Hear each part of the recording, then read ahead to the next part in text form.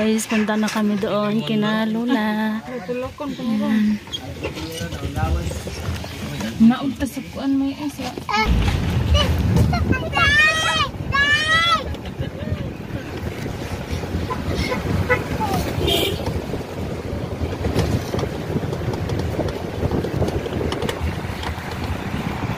Hi RG, RG, RG. Hi. Ayan, nandito kami kina Lola guys ulit. Si tita yan at si Lola. Nang biko, nakabiko na pala sila guys. Ayan. Ayan. Si Lolo. Marami kami guys. Tsaka yung iba mamaya, ano na daw, susunod na daw dito mamaya. Kaya din yung binignit nila guys. Oh, kasarap ah.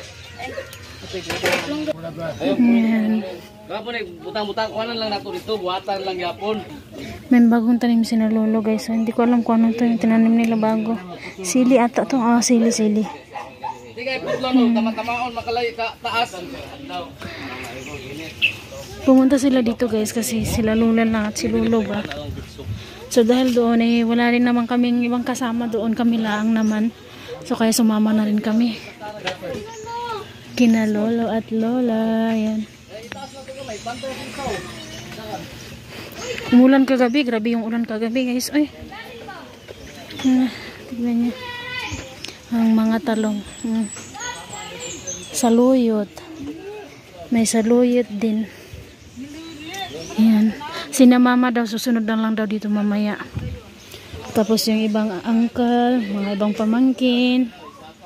Pag ganitong okasyon daw guys, talagang pumupunta daw sila dito kay Lola. Yung mga tita ko ba. Kaya parang reunion na rin daw sila. So sumama na rin ako kasi pagkatahimik ng bahay doon, wala umuwi na halos lahat ba. Yung kapatid ko umuwi din sila sa Agusan. Yung ate ko rin mamaya uwi rin sila. So kami lang doon sa bahay. So kaya sa mama na lamang kami.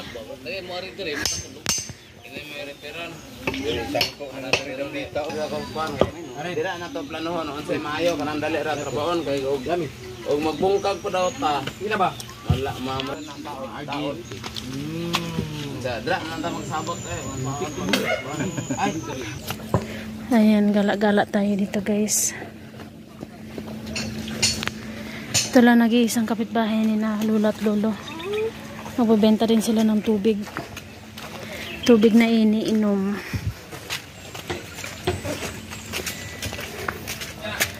Yan sa Ayman. Si Aren. Yan yung sinakyan namin guys papunta dito. Pick up.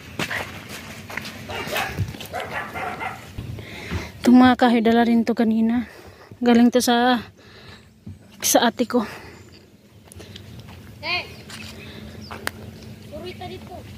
Pag may ano doon, pag may gabok na kahoy, hindi na magagamit.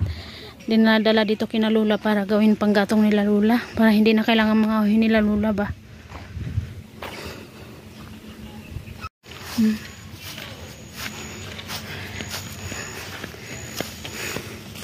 Tamang lakad-lakad lang tayo guys.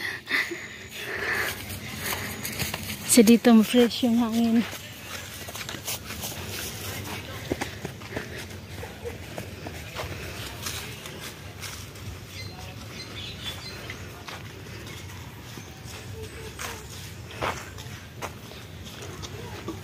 Kadaming niyog din dito. Sumama yung kapatid ko dito kasi may ano daw siya dito. May kaibigan daw siya dito na may niyog daw sila. Doon banda sa baba bahay nila Lola. So sumama siya kasi manghingit daw siya ng niyog at saka gagawa ng niyog mamaya.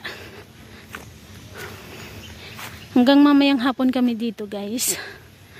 Ngayon is ano na, 10:51 pa lang ng umaga. Ayan. Inagahan talaga namin para medyo mataas-taas naman yung bandingan namin, no. Nag-enjoy si Naiman. Si Naiman at Ari na doon nag-enjoy. Saka yung isa kong kapatid. Yung kapatid kong pinakabunso namin.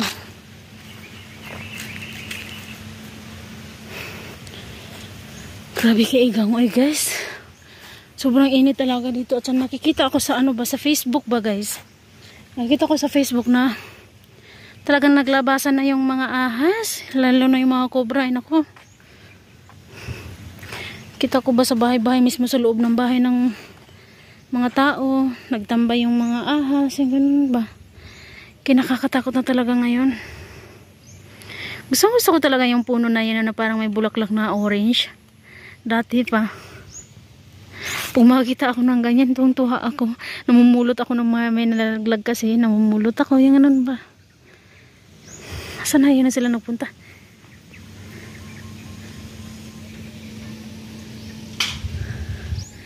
Presko, napaka-presko yung hangin nila dito nila Lula.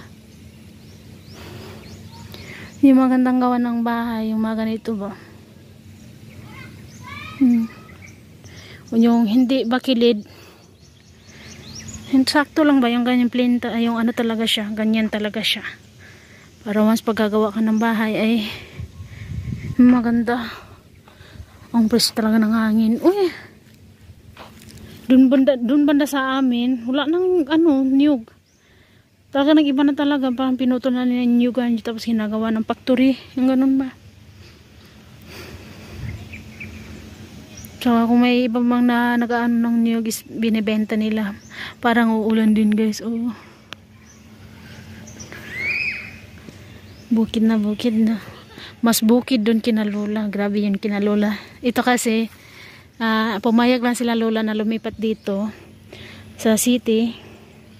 Actually city na rin ito eh, pero yung inano ni mama nung nabili kasi na lupa ni mama is papasok, kaya dito sila, kaya pumayag sila Lola na lumipat dito, pero gagawa sila parang mag-separate sila ba, ayaw nilang tawag dito eh,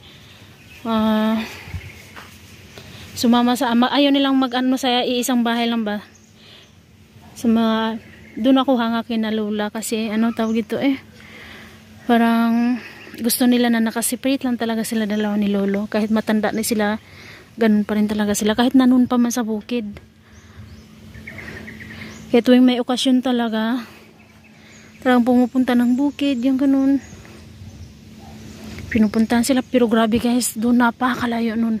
Dadaan ka pa ng 6 or 7 ilog bago mamarating yung bahay nila Lola doon. At saka doon may ano rin naman kami doon. May mga apo din naman si Lola, may mga tita din ako doon eh ba. So, kaya pasalamat na lang talaga at pumayag si na Lola na dito na tumira kasi medyo malapit-lapit na rin to sa amin. Yung baga, buhangin kasi to eh, buhangin area guys. Sa mga taga-buhangin po dyan, shout out po. Buhangin area, pero papasok kailangan mo pang pumasok. Umuwi na yung mga bata. Pumunta kasi sila doon sa pinakadulo doon, pero tinawag ko kasi malayo na yun doon. Pero actually may mga bahay-bahay pa naman doon. Ayun, may naglalakad nga na tao doon eh. Yung kina Lolo, grabe, mas bukid yun. At saka may mga prutas din sila Lolo doon, may mga pinya. Parang pinapaubayan na lamang nila yun sa mga ano, mga tita ko doon. Yung mga pananim nila Lola. Parang sila na lang yung nagmi-maintain ng ano ba. Pag harvest na, tapos sila na lang din yung tatanim mag-ulit, yung ganun ba. Yung mga ganitong kahoy, magagamit pa to. Pwede pa itong gawin panggatong. Busy-busy talaga yung Lola ko.